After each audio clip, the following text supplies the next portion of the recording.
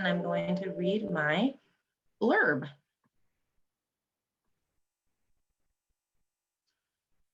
So good evening, and thank you for joining us today to discuss the importance of grandparents, the impact of COVID on personal relationships, and the ways in which we all navigate through this mess that we're calling 2020.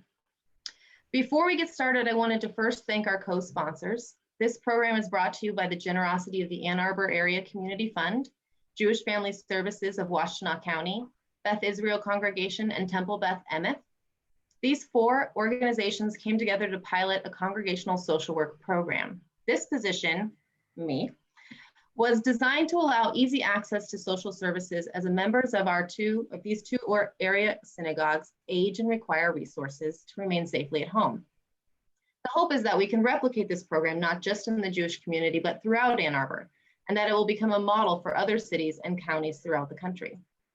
Little did we know that 2 weeks after I started, a global pandemic would shut us all away from the world and keep us safely in our homes.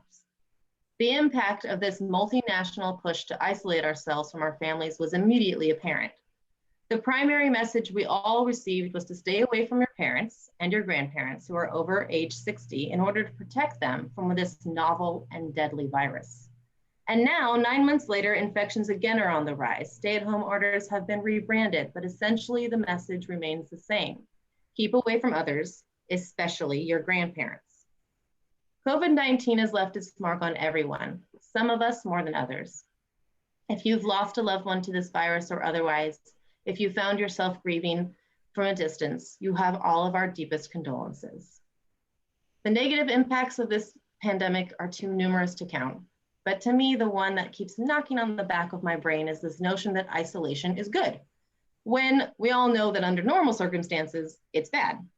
And keeping grandchildren away from their grandparents seems especially cruel, while of course, being the ultimate expression of love. This dichotomy has been playing in my mind for months, and yet not everyone has made this choice to stay away or had the luxury to do so. Grandparents are being asked to step into roles of parent, teacher, babysitter, online tutor, Zoom friend, and much more, as the weight of the economy falls onto those in their child-rearing years with no childcare and no schools. Today, we take a closer look at how our panelists have addressed these and other questions, both in their personal and professional lives. I, for one, am excited to hear what they have to say. They will each speak in turn, and we encourage you to utilize the chat feature to ask questions as you think of them. We will ask these questions at the end, and there will also be an opportunity to ask questions live. I'll introduce our panelists in order, and then we will begin. So Sunny Levin is a psychologist and educator and author of several books. Some of them include Make New Friends, Live Longer, You and Your Grandchildren, Special Ways to Keep in Touch, Mingled Roots for Grandparents of Interfaith Grandchildren, and Senior Orphans, Survival Skills. She's founded the Midwest Reading and Dyslexia Clinic in Kansas City, Missouri for children and adults with learning problems. A popular lecturer, Levin taught university classes and conducted workshops and seminars throughout the country. She has appeared on local and national television and was a syndicated columnist for many newspapers. She gave talks on grandparenting for 9 cruise lines and wrote columns for the Kansas City Star on grandparenting. Sunny has 22 grandchildren, including her 5 great-grandchildren. Barbara Zaret is a retired geriatric social worker with a 33-year career helping older adults in our community. She served as the coordinator for Washtenaw County Medicare Medicaid Assistance Program, educating the community on older adult health programs, and supervising volunteers who provided one-on-one counseling on health insurance. Barb also worked as the assistant director for University of Michigan's Turner Senior Wellness Program, developing programs, consulting with families and older adults about community resources, and cultivating well-trained volunteers. Barb is a mother to 2 sons, one local and the other living in Brooklyn. She has an 8-year-old grandson here in Michigan and a newborn granddaughter in New York City. Congratulations. Roberta Hirschon earned her undergraduate degree in psychology and a master's degree in community mental health from the University of Michigan, as well as her master's in social work from the University of Connecticut, and has been in private practice since 1988. For the past 11 years in Ann Arbor, Roberta has worked at the University Center for Child and Family, the Family Assessment Clinic, and still consults with the American Indian Health and Family Services in Detroit. Today, she is the project manager for the caregiver program CARES at Jewish Family Services and my beloved coworker. Roberta, who hails from Maine, has 4 children and 7 grandchildren who live in Massachusetts, Maine, and Virginia. Her goal is to be as present and active as possible in their lives. Her passions are horses, skiing, baking, and she enjoys sharing these activities with her grandchildren. Dr. Paul Turk, is the world's first Darwinian pediatrician. He earned his medical degree from Michigan State University in 1996 and did his residency at the University of Michigan's Mott Children's Hospital. He is a board-certified pediatrician. Dr. Turk has a PhD from Northwestern University and was a member of the University of Michigan Society of Fellows from 1988 to 1992. He's done theoretical work in biology on the evolution of sex, complexity, and senescence. He's done fieldwork in anthropology and demography in the Micronesian islands of Ithalik and Yap. He's done clinical work in pediatrics for more than a decade. Paul and his wife, Laura, have 2 children and 1 grandchild. Paul runs half marathons and he loves to cook. And he is also my children's pediatrician. I want to thank each of you for your willingness to share your thoughts and expertise today. And without further ado, we will start with Sunny. So Sunny, if you can unmute yourself, and which is at the bottom of the screen on the left-hand side. There she is. Marion is my first name. Sunny is my middle name, but I go by Sunny. It's S-U-N-I-E. Now, grandparenting is such a wonderful experience. And I hope everyone has an opportunity. Even aunts and uncles can be so busy and helpful in children's lives. You know, in today's world, it's much easier to stay in touch because of FaceTime and video. We didn't have all that 20, 30 years ago. And so we had to be very inventive. I'm blessed with many grandchildren. The oldest is 40 years old, and the youngest is 9 months well, actually I said 22, but I only have 21. One is on the way and will be here in February, including all these married and great-grandchildren. Almost all are long distance, except 3 adults here in Kansas City and 2 great-grandkids. I learned very early that I needed to become inventive so that they would know me as a long-distance relationship. And then I wrote the book, You and Your Grandchildren, Special Ways to Keep in Touch, and that was my first book. When our first grandkids were born, having been a teacher, I always sent books for them. With our interfaith grandkids, I always was able to get PJ Library for them, which they loved. And, you know, FaceTime and videos are wonderful, but it's really great to be able to talk on the telephone and let them hear your voice. It really gives a long distance feeling. Or if you're on FaceTime, then you can talk and enjoy them. Some of our grandkids send us videos, and so we're able to keep in touch with what they're doing and what they are knowing and thinking about.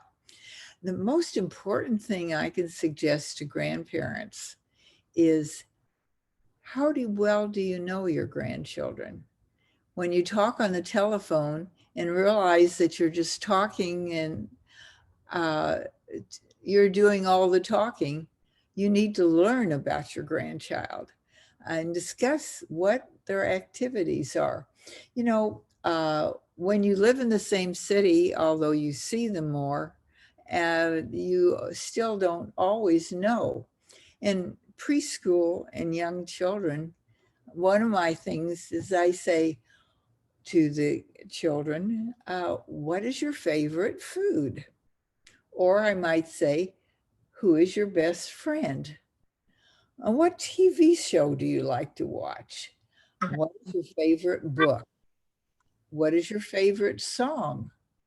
What games do you like to play? Oh, here we are. Here's one of my grandchildren. I don't know if you can see it. Can you see it on here? And say hi, so you don't interrupt. Hi. What are you doing today? Tell me. Oh my goodness, are you having fun? Yeah. Okay, we won't interrupt you anymore. Where's Hadley today?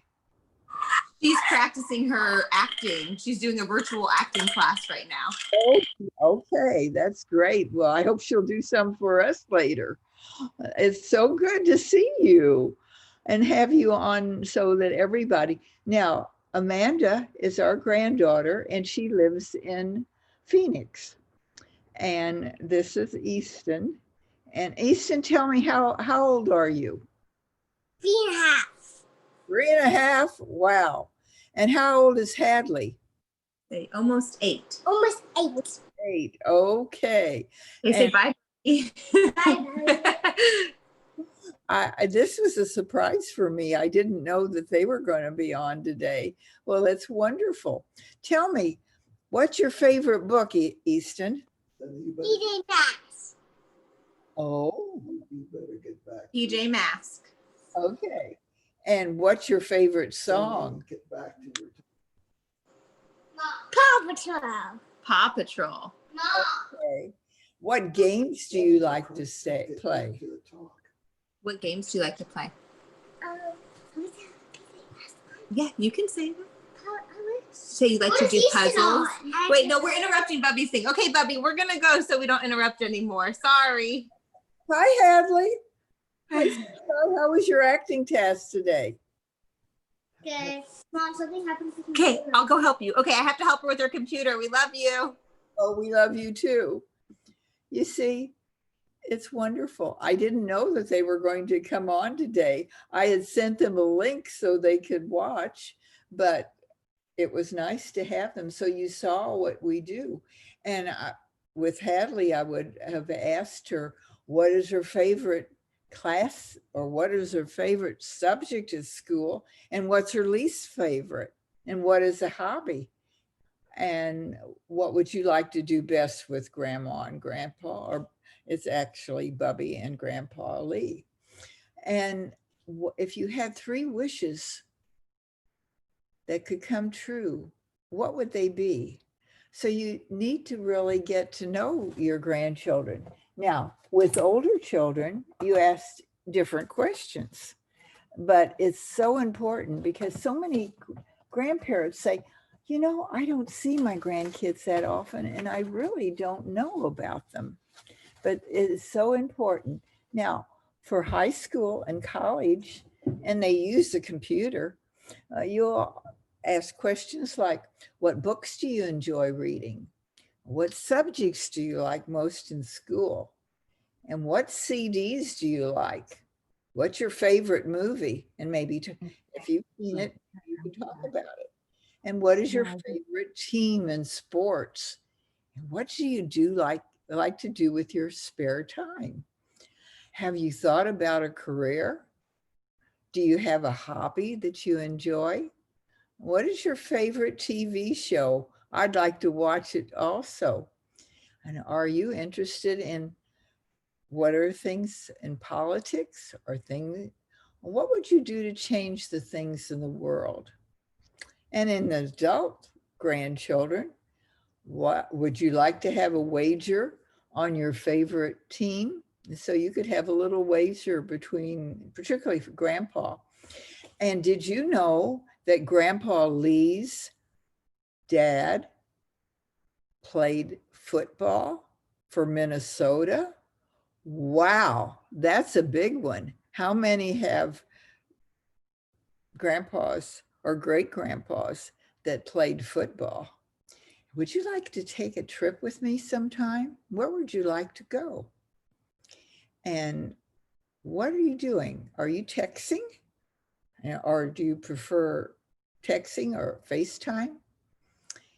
And I want to say, would you like to start a family newspaper? And then you can be one of the people that put it together. Have you seen a recent movie that you like that you could tell me whether I should like to enjoy it? Do you like your present job? Are you interested in what's going on in the genealogy in the family? These are things that you want to know about your adult grandchildren. You don't want them to come to the phone and have nothing to talk about, but this way you'll have a lot to talk about. So the most important thing is to learn about your grandchildren and what they're interested in, and then you can be interested in it also and have fun with it. Many times, great-grandparents have a different role. You know, grandfathers too can get into it, and we can be teachers on video. If grandpa wants to teach him something about finances, or grandma or Bubby can teach them something about cooking. Now, one of the nicest things is to be able to have a cooking time with them.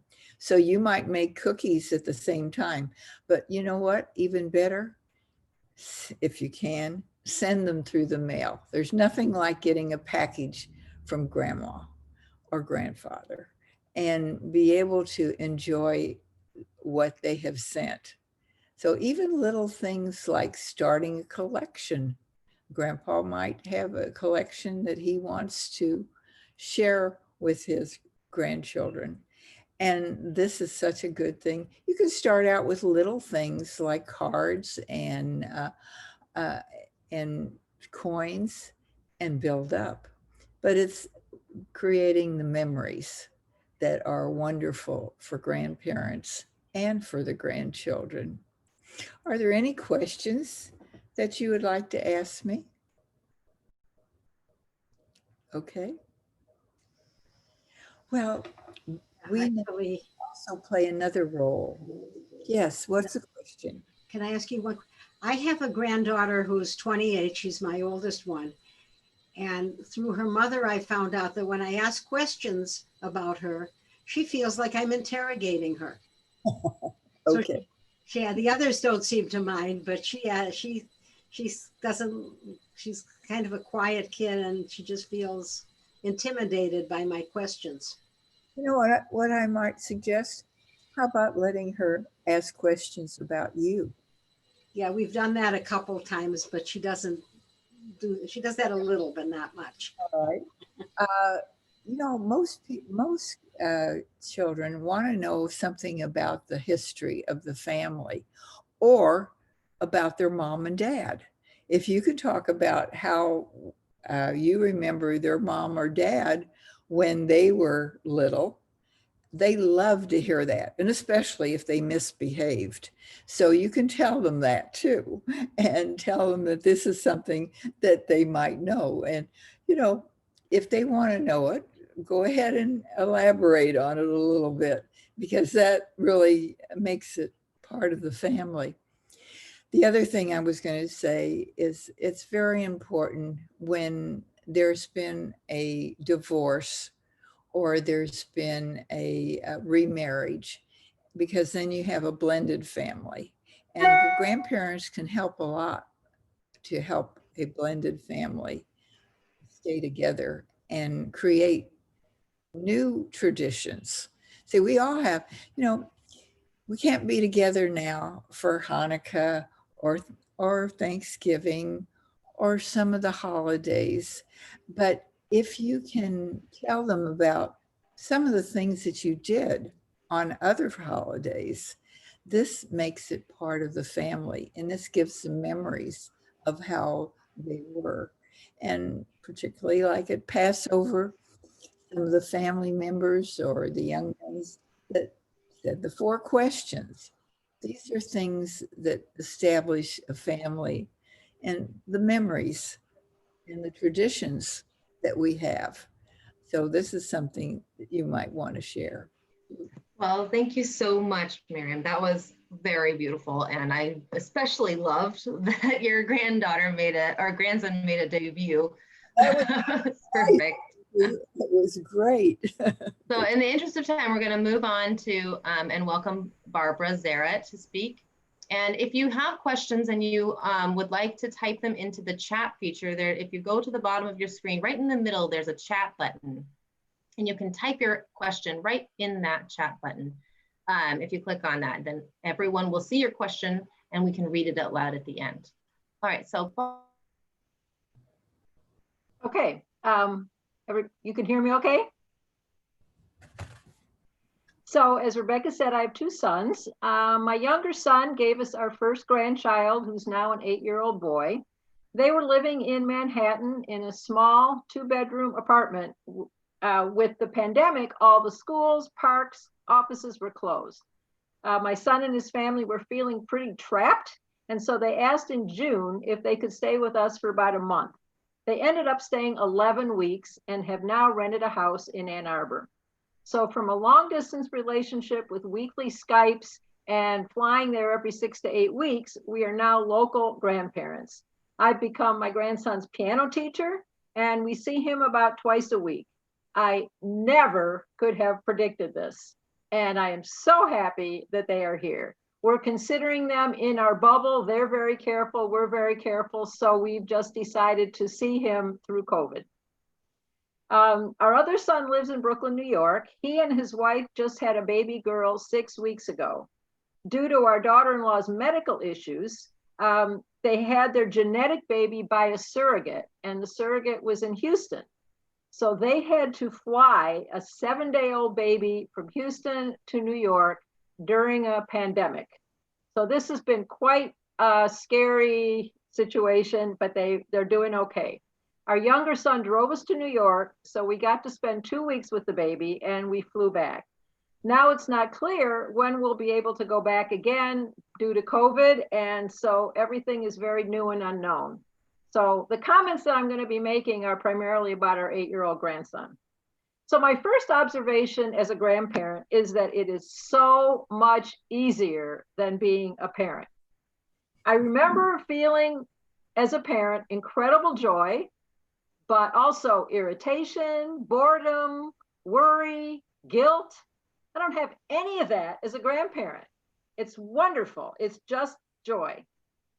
Secondly, I'm a very indecisive person, and I'm very glad not to have to make all the decisions that parents have to make, which feel very weighty when you're a parent. Toilet training and sleeping and eating and discipline. I also feel I don't know what to do, and so it's very freeing not to have that responsibility because I don't know what to do anyways. A friend told me before I was a grandparent, the blood drips down my lips, biting my tongue, which was pretty graphic. And that's what I expected. But in fact, I'm finding it easier than that. For one thing, my kids are great parents. Also, there's 2 mantras I say to myself when I'm a little concerned about something.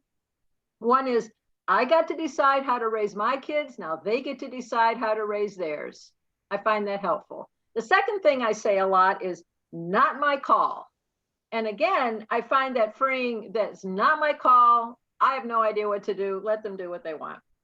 I do remember how ultra sensitive I was as a parent to anything that my parents said to me about my parenting. And so I remember the pain of that. I don't want to get into that. So that brings me to the relationships with adult children. Who knew that having adult children would be tricky?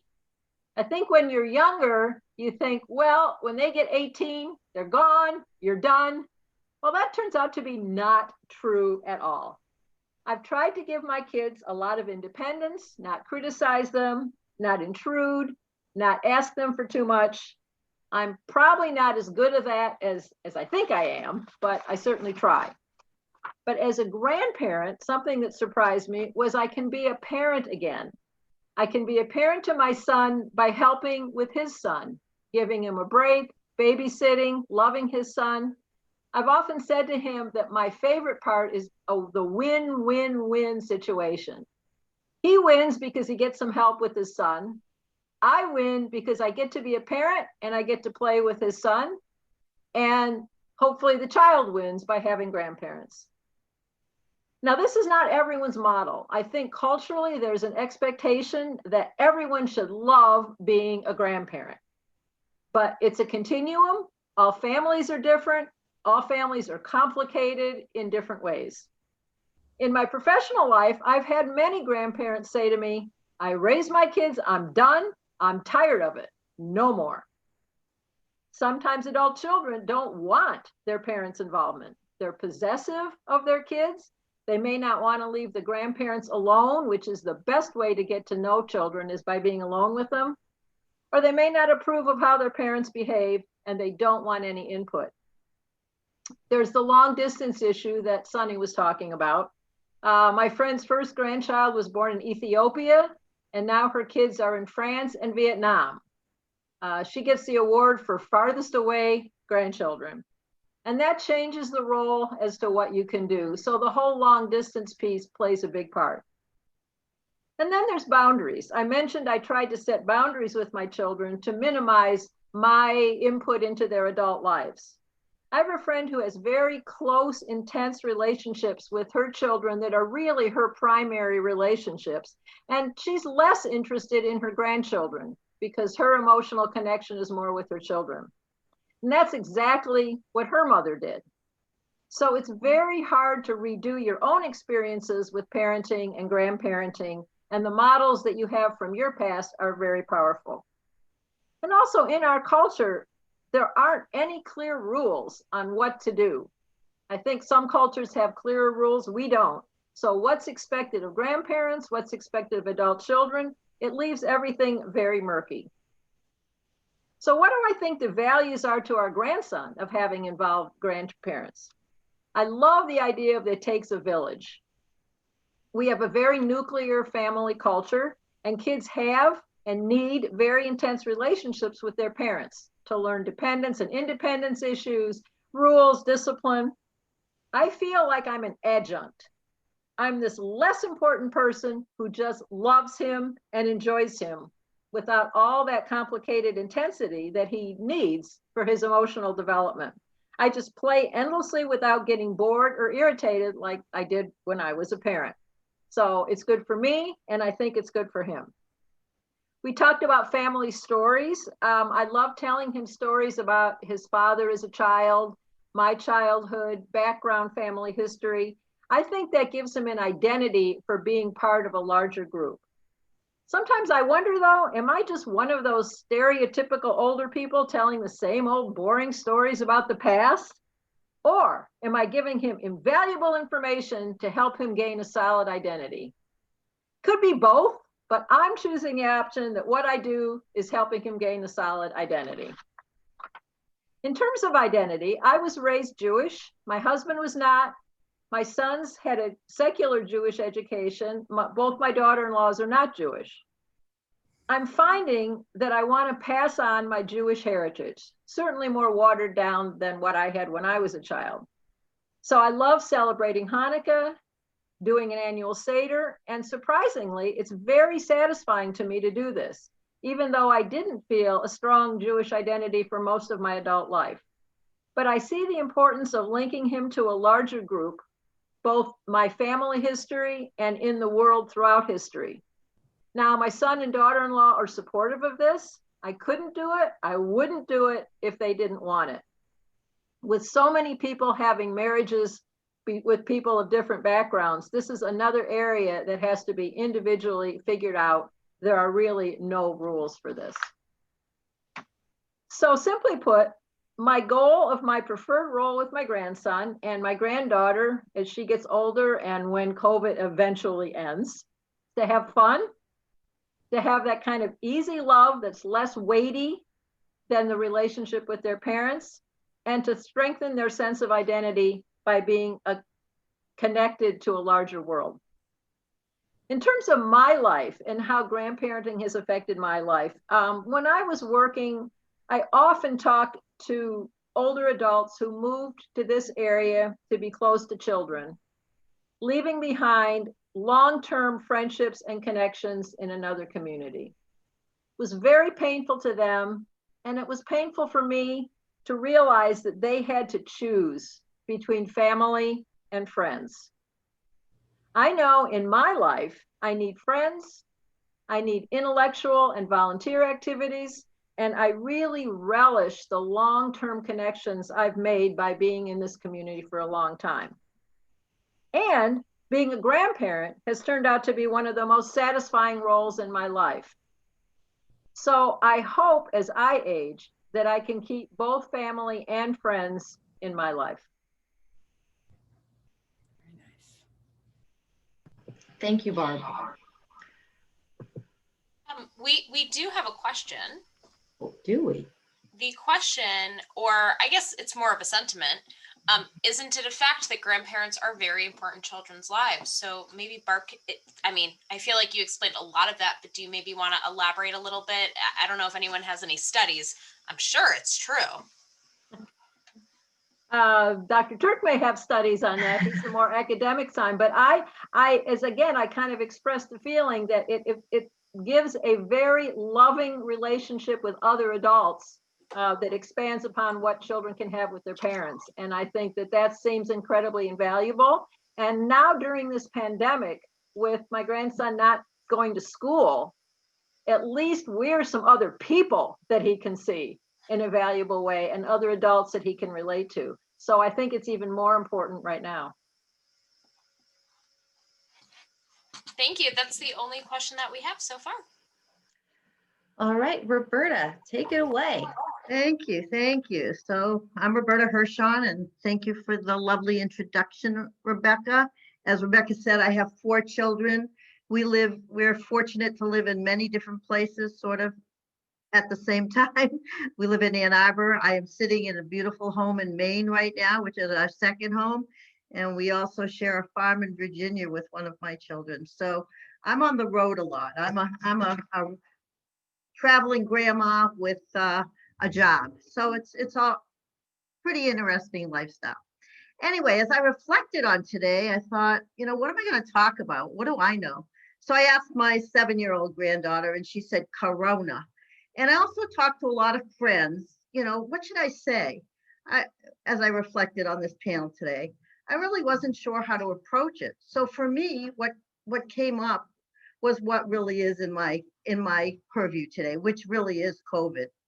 And so that's what's foremost in my mind. So I do want to talk about that a little bit. But other things I thought about are, how do I grandparent in 2020? And how different that is from the way my parents and my grandparents were grandparents. So I'm going to share some thoughts about both of these areas, and also share a few stories from some friends, because of course I asked my friends, what's your life like as a grandparent and how things affect you? So I texted everybody, and I got several stories, way too many to read, but maybe a couple I'll share. So that's how I prepared for today. I got all the input from everybody else, so I'm just going to share that. So when I think about my own experience, my grandparents came to the US as immigrants, and I always thought about them as old and not knowing anything. So that was my relationship with them. I had to go to Bubby's house for dinner on Friday night, and, kicking and screaming and all of that kind of stuff. Wasn't that pleasant. And then when I had children, my parents were more involved, but they weren't as available, and more of the mind that, just as you said, they'd already raised, Barbara said, already raised their children. So, they'd participate, but really at their level and what they could do. And they also were at a distance, so their involvement really was a few times a year of visits. And of course, at that time, long distance telephone calls, which cost money. So Sundays were the day for that. So it was really hard to keep those connections going. So for me, having this history as a guide, my goal was to be active and involved in my grandchildren's lives to the degree that their parents would have me. I wanted to establish strong and connected bonds with my grandchildren. And because it is 2020, technology, travel ability, and increased financial affluence have allowed this to happen. So another area that has contributed to being involved grandparent in 2020 is the importance of maintaining a healthy lifestyle, which has increased shared activities between grandparents and grandchildren. And I subscribe to that very much. My grandchildren and I ride horses together, ski together. We got our skis out just yesterday. Everybody's are waxed and ready to go. Sharing football, running, all of those kinds of activities that are very active. So we share skating, and I've taught them and they've taught me a lot. So that's really important. I really believe that's because many of us today really are involved in keeping ourselves healthy so that we can still be involved with our grandchildren at that level. So I believe that grandparents today take pride in the energy, youthfulness, and creativity and love that we offer our grandchildren. So COVID, oh my God, COVID, what can I say? You know, it's really affected everything. So it's temporarily altered the format of many of our relationships with our grandchildren. Many of us are not seeing our grandchildren. We're not able to hug and kiss them or go to their activities. Yet for other grandparents, their role has become nanny, teacher, housekeeper, due to the school changes and adult children working from home. We are now trying to figure out what we can do to stay connected to our grandchildren, and also asking how can we help their parents and our children navigate the pandemic crisis. So there are no easy answers to any of these questions. I don't know the answer. We've gone back and forth. Now it's, you know, do you have Thanksgiving with your grandchildren? Do you not have Thanksgiving with your grandchildren? Are our grandchildren coming from Virginia? Is it too dangerous? Are they staying home? Who knows? Time will tell. Thanksgiving's next week. We may not know till Thursday morning what's going to happen. So we're all in this together. There are no easy answers and to these questions, but we'll continue to work together as a family to find them. So that's my spiel, but I wanted to read a couple of things from some of my friends. I'll just read, this is my friend Betty. So Betty says that she had a wonderful relationship with her grandparents, and that is how she models her grandparenting. She says that she loves educating her grandchildren and spending time with them. Her goal is that they are comfortable with her in her home and want to spend time with her and want to talk to her on the telephone, not make it a chore. Those are the things that are important with her. She believes that staying current and understanding their world is the important thing to staying connected. She also believes that she needs to communicate with them at their level, and she works really hard at this. She told me she got a Snapchat account just because one of her grandchildren wanted that. So she wants her home to be a place where they want to come, not that they have to go. The challenge of being a grandparent in 2020 is difficult enough, and now there's COVID, she said. For 3 months, she didn't see her grandchildren at all. And then when she did, her 5-year-old grandchild was afraid to come near her. She said that she was so worried that she would make Bubby sick that she didn't want to get near her. And finally grabbed her legs, and then she said she wouldn't let go of her hand. So she said that this has really affected her and also is affecting her family relationships. So that's what Betty said, and I'll read one more. Do I have time or am I done? You have 10. Okay. So this is from Connie. She says, grandchildren are the best gifts our children have given us. I repeat these words to my friends more times than I can remember and make sure my children hear them as well. It goes without saying, there are lots of times I could not wait for them to vacate my house. The noise, the chaos at dinner, and the roughhousing is exhausting. That said, all is usually forgotten the next day because I love how the generations continue to knit the family together. I am proud and awestruck by how much my grandchildren know and understand at such young ages. We know they are bright. We all think that our grandchildren are the best and the smartest. using a cell phone to FaceTime or using the remote now to navigate the Disney Channel, Netflix, and YouTube at age 3. It's amazing, isn't it? Dissertations about dinosaurs or Napoleon and singing the lyrics to pop songs. There are the tantrums as well, not the least of which when the devices are removed or when it's time to have a family picture, bedtime, or showering. I am thankful that I'm able to witness all of this firsthand. When we first built our beach house, it was our intention to fill it with our grandchildren and our children. I must admit, our daughter Lindsay's decision to build a house adjacent to ours after she lived in our house for 10 years in the summers occurred at just the right time. After those 10 summers, she and her family needed space as much as we did.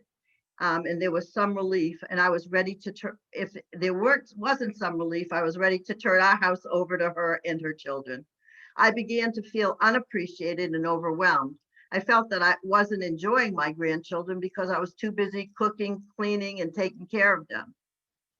So my conclusion, I needed to be in control of my house the way I needed it, but I love having my grandchildren as much as I can.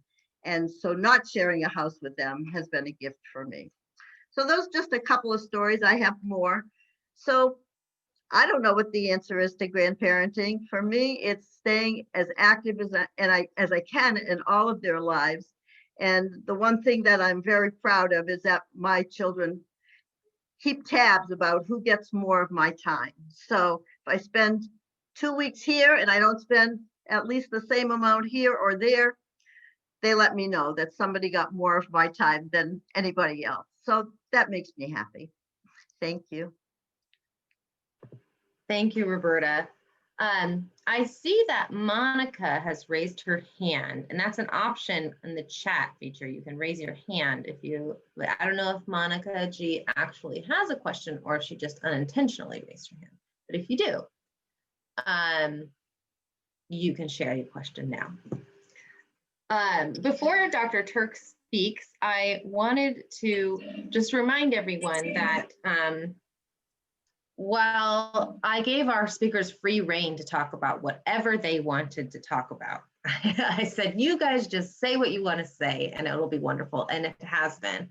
They are all experts in their own fields and can answer any kind of question that you might have that might be whatever brought you to this panel. If you have something on your mind that hasn't been raised so far, or that Dr. Turk he's yet to speak, please don't be shy, because I have asked only the best to our panelists. So with no further ado, Dr. Turk, you have the floor.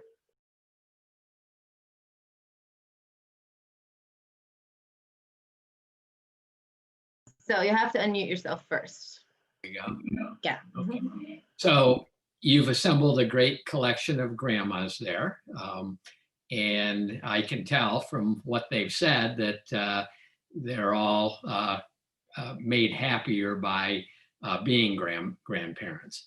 And so ultimately what I'm going to say from this point forward is to give sort of an explanation for why that's an expectation, that's something that we should expect to get out of grandparenting.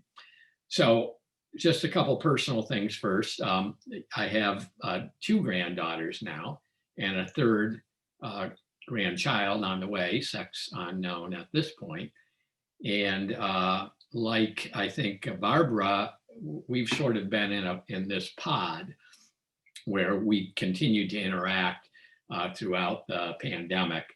I go up to their house to watch the girls 2 days a week because mom and dad both have jobs. Mom's job is out of the house, but well, everybody's job is out of the house right now, or a lot of people are. But you know, you can't really work with a 2-year-old and a 5-year-old running around. So I go up 2 days a week, and my wife goes up 2 days a week, and we've been doing that since the first granddaughter, who's 5.5 now, was born. And when this whole thing came down, we'd already been exposed, so we just kind of watch each other, and everybody's careful, and so we've been able to persist in kind of hanging out and playing. I'll also say that, like many of you, we really enjoy it. We play. We find all kinds of things to do. It's easier than being a parent because of the reasons that many of you have mentioned, which is that you don't have to worry about all the details. You're just there to kind of have fun and learn and teach each other things and so on. And so that's really great. And like you, it's made my wife and I very, very happy to be able to do it. But so as you mentioned when you introduced me that I have a PhD in anthropology, I consider myself really to be an evolutionary biologist because I was part of the evolution and human behavior program at the University of Michigan back in its heyday. And we had some really good evolutionary biologists there. Some of them were older guys who are gone now and women, but many of the graduate students are still my friends. And so when I'm not being an active pediatrician or being a grandpa in my spare time, I'm doing stuff in the field of evolutionary biology. But going back to the early days before I had children, my wife and I, she's an anthropologist also, we're trying to figure out things to do as graduate students. And I sort of have always had this longstanding interest in children. And so I wanted to go to a place where I could easily follow in a way that would allow me to document who helps whom, who was involved in raising children. And so there's no better place to do that, to sort of measure inflow and output in a circumscribed kind of way than going to a tiny island. So this was 1983, and we went off to a little atoll in Micronesia called Ifaluk. And Ifaluk's a quarter of a square mile of land area. It had about 450 people on it. So being that small, you could really sort of get a picture over weeks and months of who's doing what, who's interacting with whom, and so on. And then we also studied on a nearby island that was a lot larger compared to Ifaluk. It was 14 square miles of land area. It's called Yap. Some of you may have heard of Yap because it's the land of stone money. And we basically attempted to do some of the same things on Yap that we had done on Ifaluk. And that was, from my point of view, looking at child rearing strategies and who helped and who didn't. My wife was interested in political systems, so there was a sort of a role reversal. She would hang out with the chiefs and the guys and all of that, and I'd be with the kids. Anyway, I didn't do it just to figure out, or my goal wasn't just to figure out who was taking care of whom and watching kids and seeing how they developed and so on. But I had this theoretical question in mind when I went there to study, and I'm going to try to give you all a little bit of a lesson in evolutionary biology that sort of elucidates that question. So basically, lifespans are products of evolution by natural selection, and the length of time that any type of organism or species of organism lives correlates with the length of time that individuals are reproductively useful.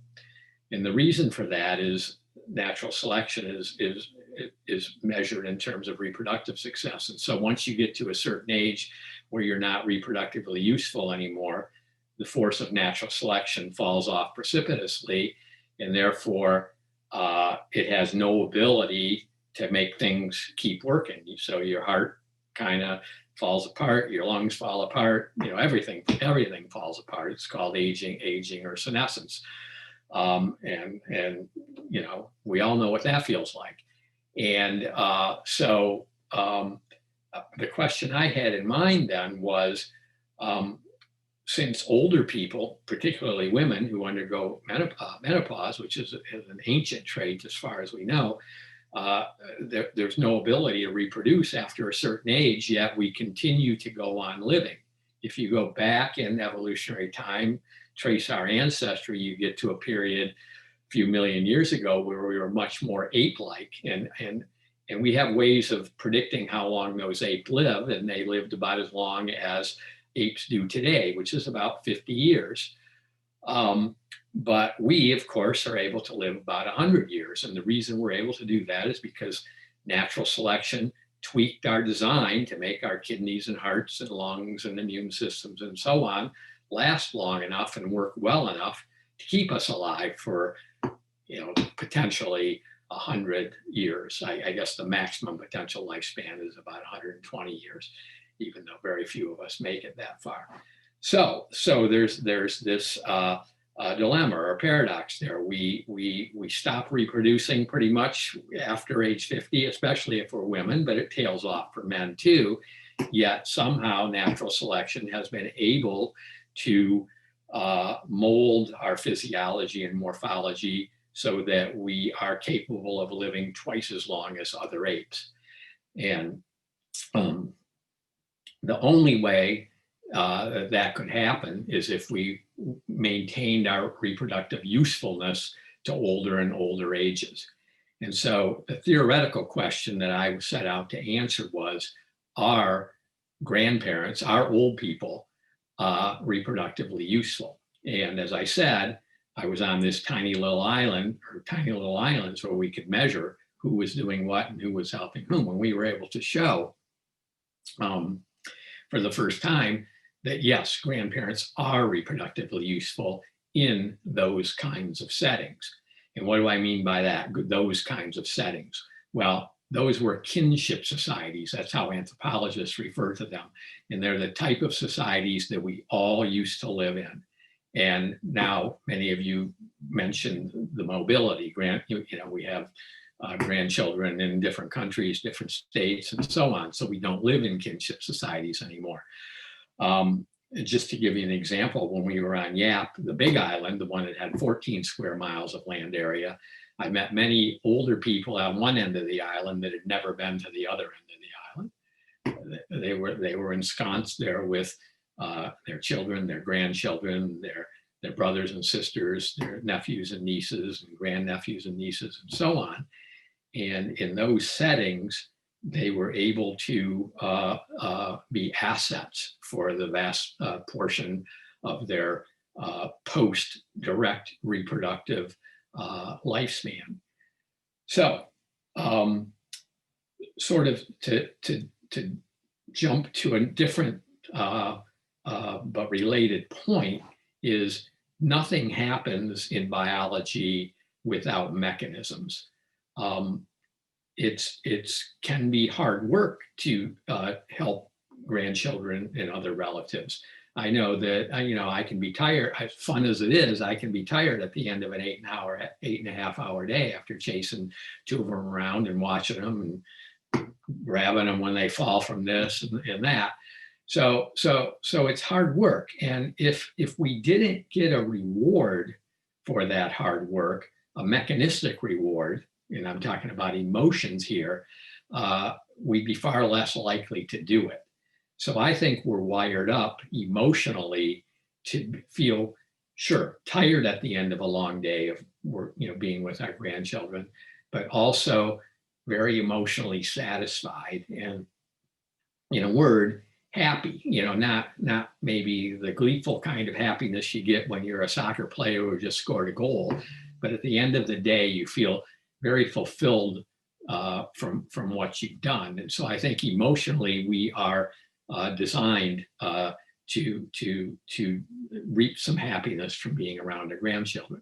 And now that we don't live in kinship societies, it creates a problem. We have many grandparents, fortunately none of you, who are unhappy. They're living sad lives. There's a lot of depression in older people, and I think in part it's because they're not doing, this is sort of a platitude, a truism. They're not doing something useful, but there are useful things, and then there are useful things. And under natural selection and over the course of our evolution, the useful things that I think are likely to give us the most pleasure and the most feelings of satisfaction and happiness are doing something reproductively useful. And that means beyond a certain age, that means helping out with grandchildren and potentially other relatives. But here's the kind of the cool thing about this. We aren't necessarily wired up so that it has to be our own specific grandchildren. That was taken for granted by natural selection because it was our own grandchildren back then. There was no option. We didn't travel. So nowadays, I think even for people who don't have their own grandchildren, I think there's a plausible mechanism for gaining more satisfaction and happiness out of your life simply by helping children in general. And I think everybody can do that. So you don't have to be as fortunate as some of us are and be able to hang out with our children directly, but as long as you're out there doing something useful, I think you're pushing buttons up here that are going to make your own life be happier and more fulfilling. So I think I'll stop with that. Thank you. So I'll say now that I asked Dr. Turk to talk because first of all, he's a wonderful pediatrician and I would have wanted that perspective. But secondly, not too long ago at one of our appointments, I read a paper of his and it was about this very thing, about how there is an evolutionary mechanism built into us to gain happiness out of being around children, and that it's a feedback loop, and that it helps others and it helps ourselves. And I thought it was beautifully written and a wonderful point that we can all take home with us tonight. And well, we're already home, but I'm so glad that you spoke about that, and it was really well put. So we had some, I'm not sure what your name is, but it says Alida, and it's not capitalized, so I'm not sure. But she was pointing out that not everyone is as privileged as those of us who talked today. And if any of our panelists have a comment to make about those who perhaps are living in poverty, who are maybe parenting their grandchildren, who are not having as much of a positive experience, I think maybe Barbara would be great to hear from you about this. I was wrote the comment. Oh yeah. I was wrote the comment, and I just wonder if other people listening have experienced, maybe not in their own families, because I presume the audience is very similar to the speakers, but have worked with or helped or tried to do something with, even on Ollie, which is something that a lot of us are doing now because we have so much at home time. I encounter a number of people, women, who are really unhappy and say, I'm living alone and I can't see anybody and I don't have anybody. And so I think that Dr. Turk, you probably correct, but a lot of people don't, women particularly, don't have access to surrogate grandchildren. And then there's a whole other group of Black and brown people who family culture is different than ours. I think we're talking about a white middle-class family culture, and not about some other types of family cultures, which may have more grandparenting or less. So I'm just asking if other people experience other kinds of grandparenting than what we're sharing right now. Excellent question. Yeah. Roberta? I'm sorry. Certainly, for me, working with the Native American population, I've experienced significant issues around that. And that is a population where there are many grandparents parenting their children because of drugs and poverty, substance abuse issues. And what I found in working with them is life is very difficult. So finding ways to, what we were working on, what I've worked on with them is finding, we're doing Zoom groups and things like that for folks who are experiencing grandparenting in some different ways so that they can support each other and find vehicles to deal with the issues that they have. But I agree with you, we are very affluent here and we have a social skew that is certainly not the way the entire world is. But I do think that, working with folks, finding resources, respite groups can be really valuable. And that's what we've been doing during COVID.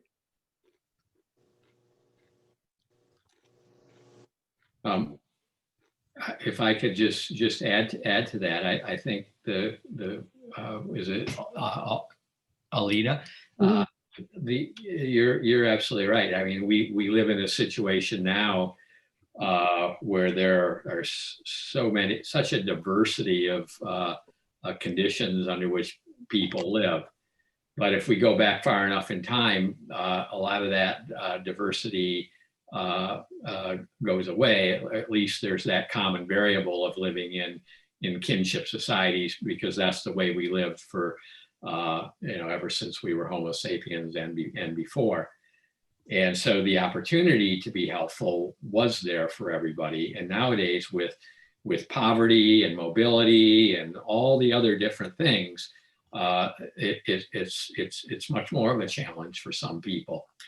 And sort of to that point is what I was trying to get at when I said, there are ways for anybody to have a more satisfying life, even if you have limited means and are immobile and so on.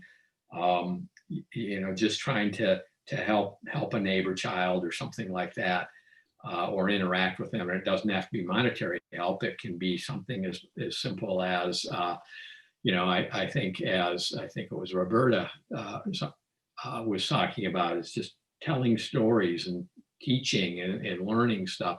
There are ways for everybody to contribute. But yes, your point is well taken, that some of us are very privileged in being able to do that stuff to a much greater extent than others are.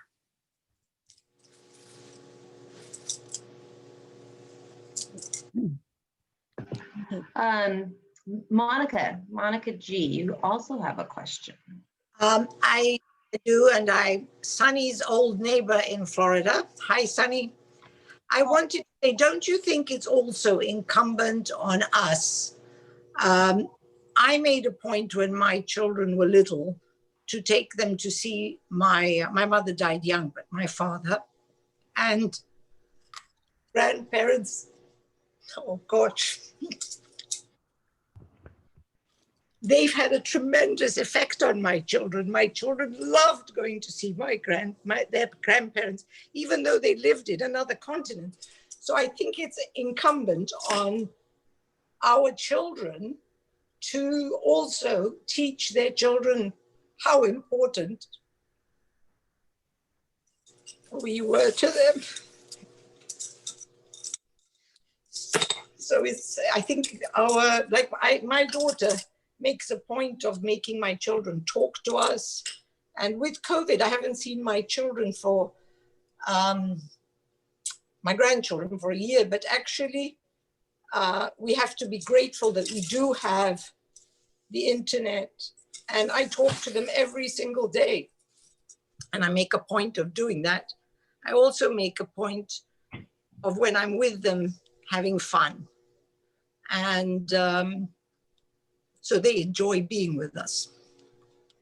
But I also think it's a responsibility of the family to make sure, don't you think that it's also up to the children to teach their children that grandparents are important? That's my question. May I answer this? Sure. Okay. Hi, Yeah. Monica. Some do not, some parents do not really, they want the children to not be inhibited and they don't have to show respect. And some of the grandparents that I've talked to are very upset by this, that they want them to show respect for their parents and the grandparents. And if the parents aren't going to teach them these things, then the grandparents have to show some ways that they can. They're growing up in a very strange world, and they don't really have the feelings that some of us do about other people. And they need to be taught how to help other people and also to respect other people and respect their parents and their grandparents. You know, and when every other word is a cuss word, when every other word is a negative word, these are the things that grandparents can help some with when they talk to them. Okay. I have a comment. Yes. Sure. Okay, I think we live in an incredibly ageist society, and that's a really tough thing. People see older people as boring, not very healthy, not interesting, technologically really challenged. So I think that there's all those issues that how we're seen by both our children and grandchildren really reflect the culture. I'm always kind of aware that, you know, sometimes my grandson will say, well, you're old. To try to define that as, yeah, that's a good thing, but it's not always meant that way. And it's meant as a criticism or being less useful. And so that's kind of a tough one to deal with, because that's a cultural phenomenon about how older people are seen in our culture. And that's something that's worth changing, maybe family by family, but it's a tough one because it's pervasive. You're right. I want to say one comment about that. When my closest grandchild to me at, maybe 6 or 7, the one I spend a lot of time, did spend a lot of time with, and she was patting my face and she said, Nana, what are all of these lines you have here? Are you old? And I said, oh, I might be old, but those are my wisdom lines. And I've lived a long time and I have a lot of wisdom, and that's what those lines show. I think that's a good line for everybody to use. Can I actually throw something in the pot here, which, hi, I'm Amanda.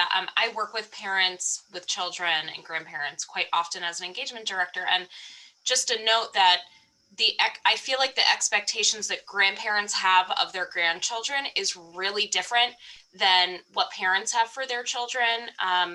You know, I didn't really have grandparents growing up, but we were kind of forced to be with them in certain ways that kind of made me uncomfortable as a child. And I think that now more people are giving children more space to not hug their grandmother if they don't want to not kiss their grandparents, to not have that kind of relationship that the grandparents so desperately want. So I think it's just it's a huge generational change. It's a big change in culture, and it's just a part of, you know, how life is changing a little bit these days. You know, the other piece too, I think psychologically, there are many families where parents don't have great relationships with their adult children. And then when it comes to grandparenting and grandchildren, those relationships may be very fragmented and somewhat broken. And that's a reality in today's society as well. You know, we all are talking about our wonderful relationships with our children and grandchildren, but there's a wide variety of folks that I work with in private practice and beyond that don't have that. And those relationships really are very compromised.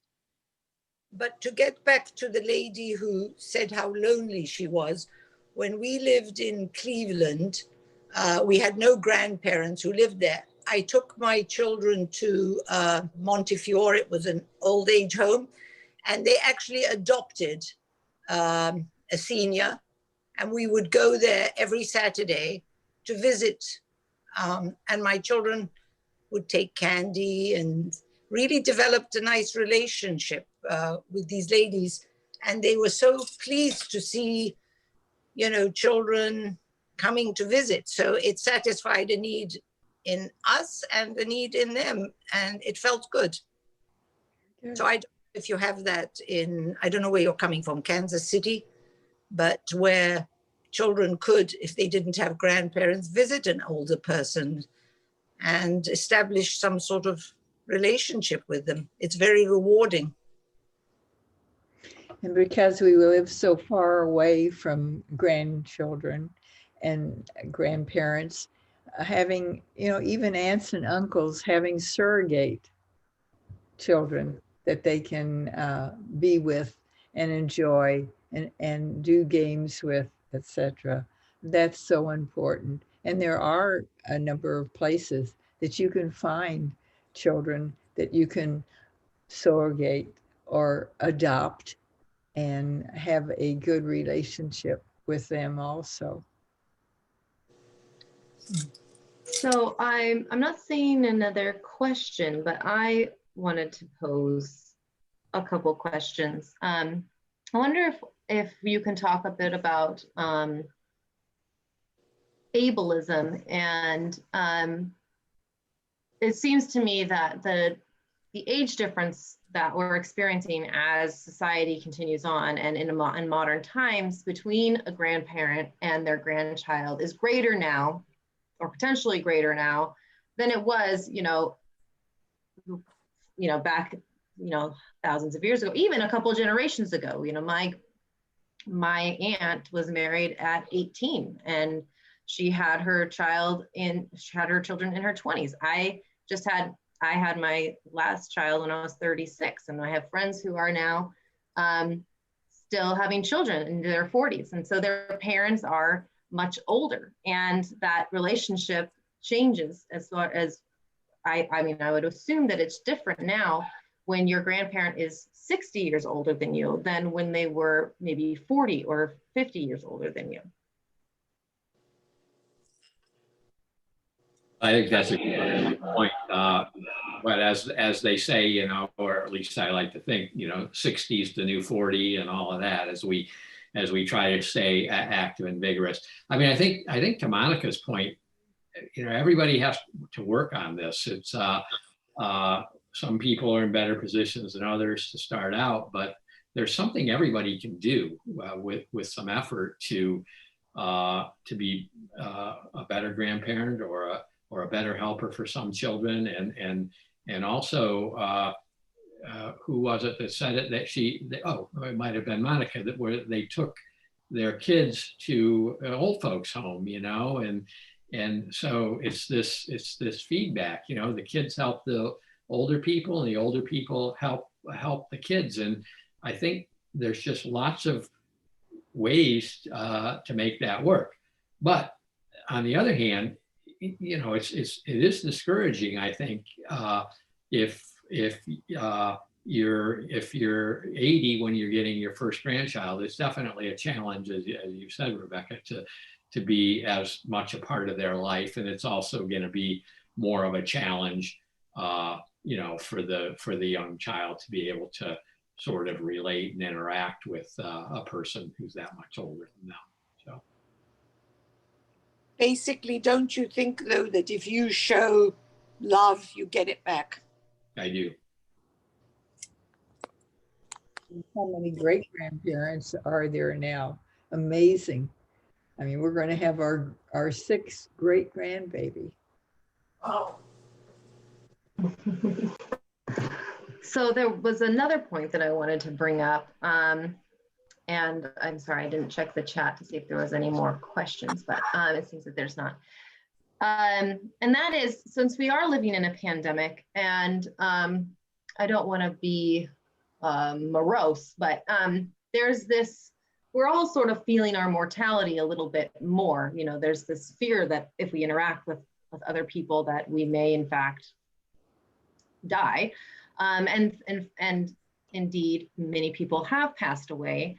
And there's this sense that we have maybe less time. And so I'm wondering if the urgency that I feel for my children to interact with my mother,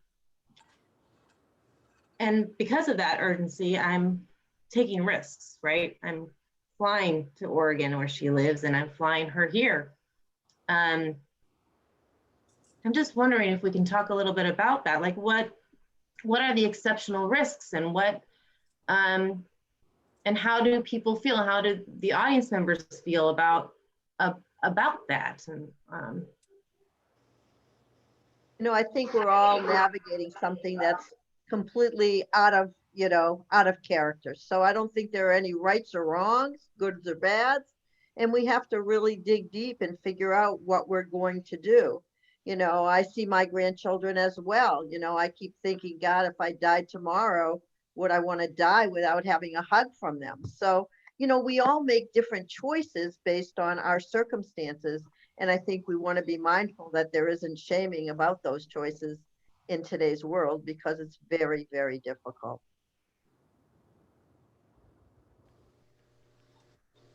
I think I'd like to add to that in that we see our grandson. I think everyone's pretty safe, but I feel strongly like this is so important to me. It's probably those rewards for natural selection that Paul was talking about, is that overcomes my fears that I have with the rest of the world.